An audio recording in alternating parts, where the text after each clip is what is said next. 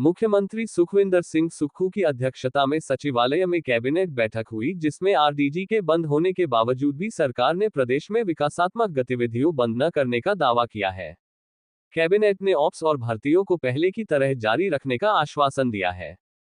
Cabinet ने प्रदेश के विभिन्न विभागों में खाली पड़े 1066 पदों को भरने की मंजूरी दी है।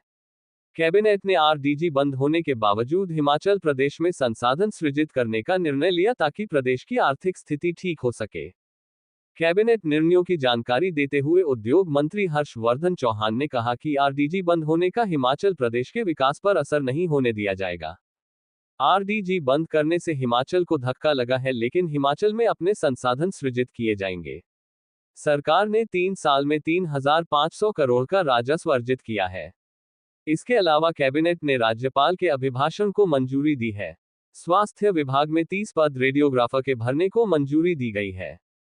कैबिनेट ने महिला होम गार्ड कर्मियों को 26 सप्ताह का मातृत्व अवकाश देने को मंजूरी दी है। कैबिनेट ने 1617 करोड़ के जायका प्रोजेक्ट्स के तहत स्वास्थ्य संस्थानों में पुरानी मशीनरी की जगह नए आधुनिक उपकरण खरीदने को मंजूरी दी है। साथ ही 150 पद जॉब ट्रेनी की स्वास्थ्य विभाग में स्वीकृत किए हैं। 190 जूनियर इंजीनियर पद भरने को मंजूरी दी है। आबकारी नीति को भी कैबिनेट ने मंजूरी दी है। अब ऑक्शन के माध्यम से शराब के ठेकों की नीलामी की जाएगी। स्ट्रीट वेंडर्स की नीति को भी कैबिनेट ने मंजूरी दी है। पीडब्ल्यूडी विभाग में रोड ड्रेनेज पॉलिसी को कैबिनेट ने मंजूरी दी है। इसके अलावा फूड सेफ्टी अधिकारी के 10 पदों को भरने की मंजूरी दी है। 100 सीबीएसई स्कूलों में अलग अलग विषयों के 600 अध्यापकों के पदों को भरने की कैबिनेट ने मंजूरी दी है। पंजाब दस्तक के लिए सुरेंद्र राणा की रिपोर्ट। चलेगा, फिर 1.5-2 हफ्ते की छुट्टी आएगी, फिर सुचारू रूप देखो, ऐसा है कि ये सरकार जो है व्यवस्था परिवर्तन कर रही है। केंद्र में भी तो जो हमारा केंद्र का बजट होता है, राष्ट्रपति का एड्रेस अलग होता है और उसके बाद ब्रेक होता है, उसके बाद फिर बजट पे चर्चा होती है। तो अभी जो हमारा पार्लियामेंट है वो शायद 14 के बाद रिसेस के लिए जा रहा है। तो वो जो प्रथा केंद्र में पार्लियामेंट में है, उस प्रथा को हमने यहाँ हिमाचल प्रदेश में आरंभ किया हुआ है। उन्होंने व्यवस्था परिवर्तन कर दी, इस दफा संडे के दिन भी कर दिया उन्होंने। हाँ, देखो, बजट तो मार्च में पेश होगा ना। अब बजट तो मार्च में पेश होगा क्योंकि बहुत सारी चीज़ें जो है अभी पाइपलाइन में है। रिसोर्सेज कहाँ से कैसे आएंगे बहुत से, तो और बजट तो वैसे भी मार्च में हमेशा होता था, चाहे कोई सी भी सरकार रही है? तारीख तो आगे आ जाएगी ना, उसमें तय कर लेंगे। तो तारीख तय कर लेंगे। जी, एक तरफ सरकार कह रही है कि हम आर्थिक संकट में हैं, आपके फाइनेंस सेक्रेटरी पूरी प्रेजेंटेशन देते हैं, उस प्रेजेंटेशन के क्या मायने हैं? 2 दिन बाद मुख्यमंत्री कह रहे हैं कि हमारी आर्थिक स्थिति ठीक है, तो क्या 2 दिन में वो आर्थिक स्थिति? देखो, एक बात तो मेरे को, आप देखो, एक चीज़ देखो, आप मीडिया के माध्यम से मैं कहना चाहूँगा आप लोगों को भी कि पहली बार है हिमाचल प्रदेश के किसी सरकार और मुख्यमंत्री ने जनता को प्रदेश की आर्थिक स्थिति से जानकारी दी है, लाइव दी है। आज तक किस लोगों ने, आज पूरे पुरानी जो सरकारें रही है या मुख्यमंत्री रहे, कैबिनेट, उन्होंने हाइड की ये चीज़ें। आज स्थिति ये आ चुकी है क्योंकि आरडीजी बंद होने की वजह से आज प्रदेश जो है आर्थिक संकट के दौर से गुजरा है। अगर मुख्यमंत्री ने और इस सरकार ने और कैबिनेट ने ये हिम्मत की है कि हिमाचल प्रदेश की जनता और पूरा देश से जाने कि आर्थिक रूप से हिमाचल प्रदेश कहाँ खड़ा है, तो उसमें क्या गलती है? अगर फाइनेंस सेक्रेटरी ने जो प्रेजेंटेशन दी है, it is for the cabinet to decide, it is for the chief minister and the government to decide upon this facts.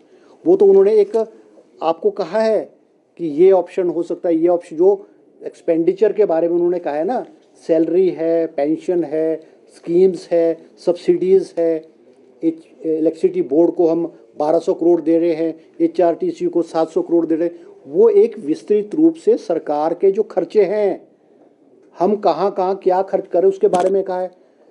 ये तो जो डेमोक्रेटिक गवर्नमेंट में फैसला तो कैबिनेट ने लेना है, अफसरों ने थोड़ी लेना है।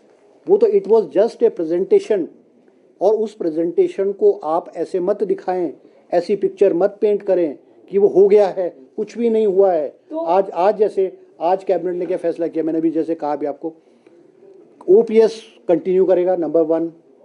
हमारी जो सब्सिडीज़, हमारी स्कीम्स हैं, सारा योजना, हेमकेयर, आयुष्मान भारत, MIS, ये सारी की सारी कंटिन्यू करेंगी।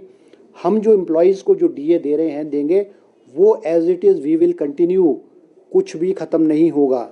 ये मैं हर्षवर्धन जी, सवाल इसलिए है, सच किसका माना जाए? आपका फाइनेंस सेक्रेटरी क्लियरली कह चुका यार है कि एक बात सुनो, देखो एक बात सुनो, मैं बार बार कह रहा हूँ आपको, finance secretary is under the government, finance secretary is under the chief minister, he is under the finance minister. कोई भी डिसीजन लेना हो उसका फैसला सरकार और कैबिनेट ने करो। फैसला हुआ कहाँ भी, वो it was just a presentation को आप हुई हुई चीज़ मत समझो। ये मैं आप मीडिया के माध्यम से आप लोगों को भी कहना चाहूँगा कि ऐसी प्रेजेंटेशन मत करो। It was just a presentation. वो एक प्रयास था हिमाचल प्रदेश की जनता को बताने का कि हिमाचल प्रदेश की वित्तीय स्थिति कैसी है, किस तरह से इस स्टेट को कंगाल किया गया है, किस तरह से इस सरकार पिछली सरकारों ने रेवड़ियाँ बांटी है। अब आप मुझे बताओ, 2022 में जयराम जी जब उनकी सरकार जारी थी, 2000 इंस्टीट्यूशंस खोल दिए। आप 4.5 साल तो आप काम नहीं करते, लास्ट के 6 महीने में आप इंस्टीट्यूशन धड़ाधड़ खोल रहे हो।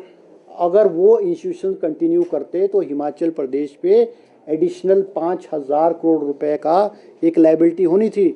हमको ठीक है कि लोगों की जो आशाएं हैं, अपेक्षाएं, इच्छाएं हैं, उनको पूरा करना एक चुनी हुई सरकार का फर्ज बनता है और प्रेशर होता है उसका। मगर हमको आज हिमाचल प्रदेश की स्थिति है कि कोई सी सरकार इस प्रकार की रेवड़ियाँ, खास करके अपने आखिरी टेन्योर में, आखिरी महीनों में इस प्रकार की रेवड़ियाँ नहीं बांट सकती है। तो ये सारे के सारों पहले, अब मुख्यमंत्री जी ने कल सर्वदलीय मीटिंग बुलाई है। हमने मेरी तरफ से as a parliamentary affair minister, मैंने जो हमारी पॉलिटिकल पार्टीज़ हैं हिमाचल प्रदेश में, चाहे भारतीय जनता पार्टी है, आम आदमी पार्टी है, बीएसपी है, कम्युनिस्ट पार्टी है, उनको निमंत्रण दिया है। और मैंने खुद चारों पॉलिटिकल पार्टीज़ के प्रेसिडेंट से उनको रिक्वेस्ट की है कि आप आएँ। ये जो लड़ाई है, ये जो आरडीजी बंद होने की, कोई कांग्रेस पार्टी की लड़ाई थोड़ी है। ये आर्थिक लड़ाई, ये आर्थिक संकट है, ये हमारा कांग्रेस का संकट थोड़ी है। ये हिमाचल प्रदेश के 70,000 लोगों का संकट है। इस संकट से हिमाचल प्रदेश को कैसे बाहर निकाला जाए, ये केवल कांग्रेस पार्टी की जिम्मेवारी थोड़ी बनती है। भारतीय जनता पार्टी एक बहुत बड़ा ऑपोजिशन है, बहुत बड़े बड़े भारतीय जनता पार्टी के नेता हैं। दिल्ली में भारतीय जनता पार्टी की गवर्नमेंट है। क्या भारतीय जनता पार्टी की जिम्मेवारी नहीं बनती कि वो सरकार को सलाह दे, सरकार के साथ कंधे से कंधा मिला करके चले, चाहे हमको हिमाचल प्रदेश में क्या करना है, गवर्नमेंट ऑफ इंडिया से, प्राइम मिनिस्टर या सेंट्रल मिनिस्टर से, हमको केंद्र सरकार से कैसे मिलना है, कैसे प्रोसीड करना है। तो ये मैं कहना चाहूँगा आपके माध्यम से कि आज सब पॉलिटिकल पार्टीज़ को मिलकर के इस संकट की घड़ी में मिलकर के हमको चलना है। इसमें हमको राजनीतिक लाभ थोड़ी होगा, राजनीतिक लाभ थोड़ी होगा। और आरडीजी बंद हुई है, आरडीजी का क्या ऑल्टरनेट हो सकता है? उसको आरडीजी के ऑल्टरनेट को निकालने के लिए हिमाचल प्रदेश आत्मनिर्भर कैसे हो, हिमाचल प्रदेश के लोगों की जो इच्छाएं और आकांक्षाएं हैं उसको कैसे पूरा किया जाए, ये हम सबकी जिम्मेवारी बनती है। सर, आप ही तो कह रहे हैं कि सारी चीजें चलेंगी, सैलरी मिलेगी। चलो, मैंने आपको विस्तृत रूप से आपको हर चीज़ के बारे में डिटेल में आपको बार बार बता दिया है। ठीक है, थैंक यू जी।